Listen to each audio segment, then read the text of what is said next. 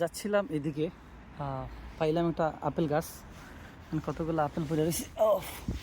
একটা স্পট নাই, অনেক মিষ্টি হবে মেবি, একটু খাই টেস্ট করে নিই। ওয়াও, রক্তের মতো লাল। কতগুলো আপেল নিব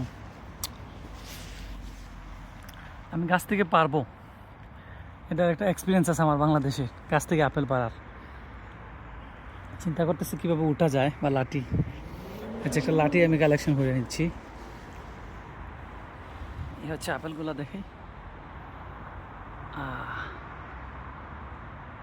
এই যে অনেকগুলো আপেল, বিশেষ করে গাছের নিচে অনেক ভালো ভালো আপেলগুলো পড়ে রয়েছে। এই যে দেখেন, অনেক ভালো আপেল, অনেক ভালো আপেল। আচ্ছা, একটা তো কামড় দিলাম, ফালাই দিলাম।